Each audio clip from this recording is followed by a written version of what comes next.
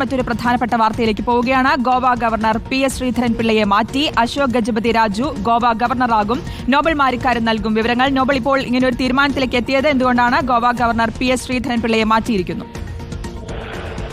ശ്രുതി, Goa governor സ്ഥാനത്ത് നിന്ന് PS ശ്രീധരൻപിള്ളയെ മാറ്റിക്കൊണ്ടുള്ള തീരുമാനമാണ് ഇപ്പോൾ രാഷ്ട്രപതി ഭവനിൽ നിന്ന് പുറത്തേക്ക് വന്നിരിക്കുന്നത്. രാജ്യത്ത് മൊത്തം 3 ഗവർണർമാരെ മാറ്റിക്കൊണ്ടുള്ള തീരുമാനം വന്നിട്ടുണ്ട്. അതിൽ ഒന്ന് ഗോവയാണ്. ഗോവയിൽ പുതിയ ഗവർണറായി അശോക് ഗജപതി രാജു, അദ്ദേഹം തമിഴ്നാട്ടിലുള്ള നേതാവാണ്. അദ്ദേഹത്തെ എന്താണെങ്കിലും തമിഴ്നാട്ടിലുള്ള വ്യക്തിയാണ്. അദ്ദേഹത്തെ ഇപ്പോൾ ഗോവ ഗവർണറായി നിയമിച്ചുകൊണ്ടുള്ള തീരുമാനമാണ് ഉണ്ടായിരിക്കുന്നത്. അതോടൊപ്പം തന്നെ ഹരിയാന ഗവർണർക്കും മാറ്റമുണ്ട്. ഹരിയാനയിൽ അശ്വിൻ കുമാർ ഘോഷാണ് പുതിയ ഗവർണർ. അതോടൊപ്പം തന്നെ ലഡാക്കിലും പുതിയ ഗവർണർ ഉണ്ടായിട്ടുണ്ട്, പുതിയ ലഫ്റ്റനന്റ് ഗവർണർ ഉണ്ടായിട്ടുണ്ട്.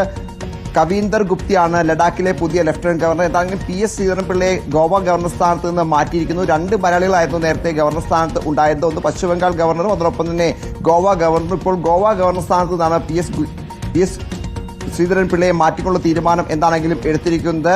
നിലവിലത്തെ സാഹചര്യത്തിൽ ഈ അശോക് ഗജപതി രാജു അദ്ദേഹം മുൻ ഉദ്യോഗസ്ഥനാണ് എന്നാണ് മനസ്സിലാക്കുന്നത്. അതുമായി ബന്ധപ്പെട്ട കൂടുതൽ അദ്ദേഹത്തിന്റെ വിശദാംശങ്ങൾ പുറത്തേക്ക് വരേണ്ടതുണ്ട്. ഏതാണെങ്കിൽ നിലവിൽ ഗോവ ഗവർണർ സ്ഥാനത്ത് നിന്ന് PS ശ്രീധരൻപിള്ളയെ മാറ്റിക്കൊണ്ട് ഒരു തീരുമാനം കേന്ദ്ര സർക്കാർ എടുത്തിരിക്കുന്നു. അതിന് അംഗീകാരം രാഷ്ട്രപതി നൽകിയിരിക്കുന്നു. രാഷ്ട്രപതി അല്പം മുമ്പാണ് ഇതുമായി ബന്ധപ്പെട്ട ഉത്തരവ് രാഷ്ട്രപതി ഭവനിൽ നിന്ന് പുറത്തേക്ക് എത്തിയത്.